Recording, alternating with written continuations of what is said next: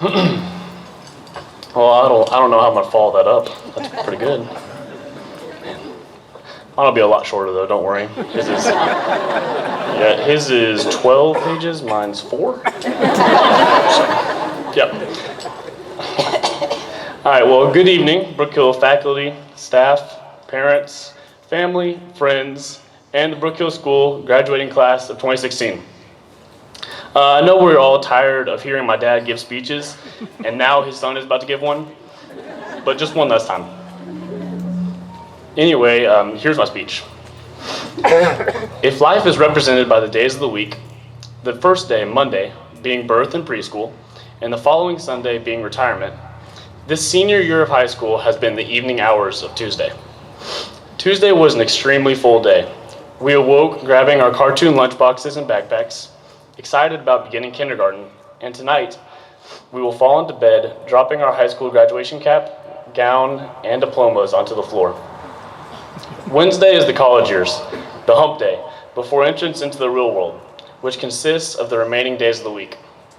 Tuesday evening has been filled with a mix of emotions, from excitement to fear, mainly surrounding the questions of where, what, and how Wednesday will be spent. I lost my place.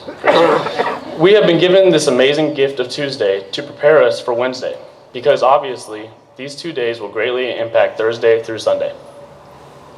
As Tuesday night comes to a close, all of us are looking forward to Wednesday. But for a moment, we stop to look back over everything we experienced and accomplished in just one day. Each of us began our morning somewhere other than Brook Hill, because the school didn't even have a lower school until we were in 2nd grade. 7 of us here tonight were a part of that 2nd grade class that began in the church across the street. Julia Troxell, Charlie Niles, Morgan Moss, Mason Cudd, Caden Wofford, Austin Savage, and me. We studied rigs, dressed up as great Americans for the Wax Museum, and ended the year with a grand ball. As the morning continued through the lower school grades, we added to our numbers and promoted from 5th grade to middle school with a trip to Houston, spending the night on a battleship where we slept in extremely tight quarters.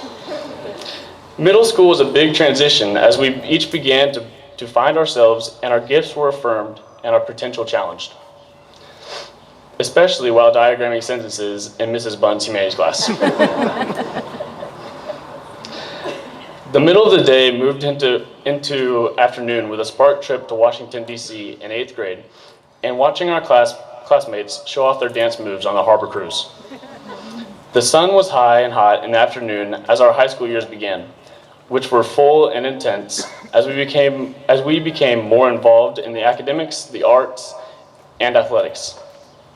We began winning individually and as a class or team, such as orchestra state champions, softball making it to the state tournament, and baseball still in pursuit of a state title.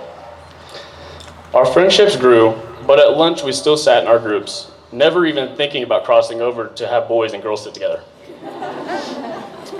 Those years were filled with teachers, coaches, the principal, and the headmaster challenging us to pursue Christ and use our gifts for His glory. The heat of the day was ending, and the sun began its descent as we began our senior year.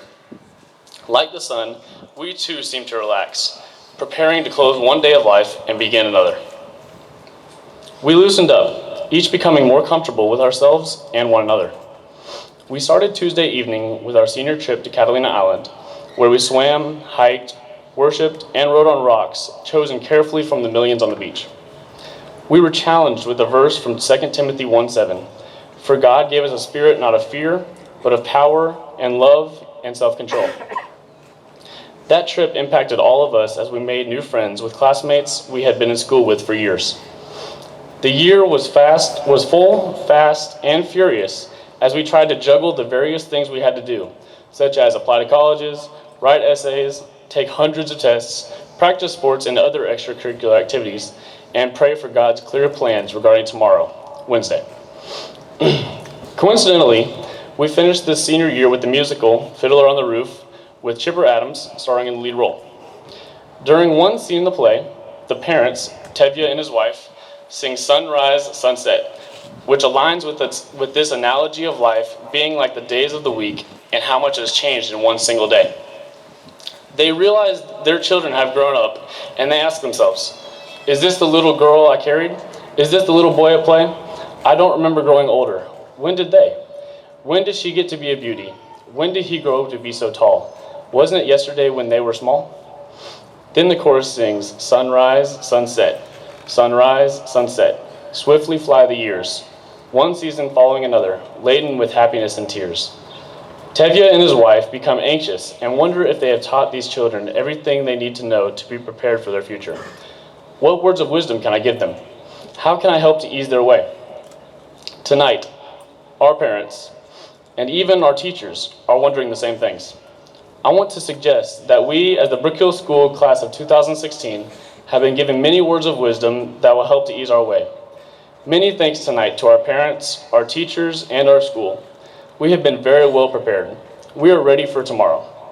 And I look forward to how God will use us in the many different ways and different places He has prepared for us for the remaining days left in this week we call life.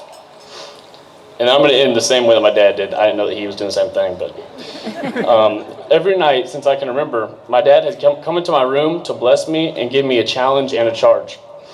I would like to close by blessing our class with these words from the book of Numbers, and then challenging us with what has become known as the guard charge. If life is like the days of the week, with today being Tuesday, I ask God's blessing on our remaining days and our week of life. May the Lord bless you and keep you. May He make His face shine upon you and be gracious to you all the days of your life. May the Lord turn His face toward you and give you peace. And finally, may I remind you, challenge you, and charge you with my dad's words. Live pure, speak true, right wrong, serve others, follow the King. God bless you, Brook Hill Class of 2016.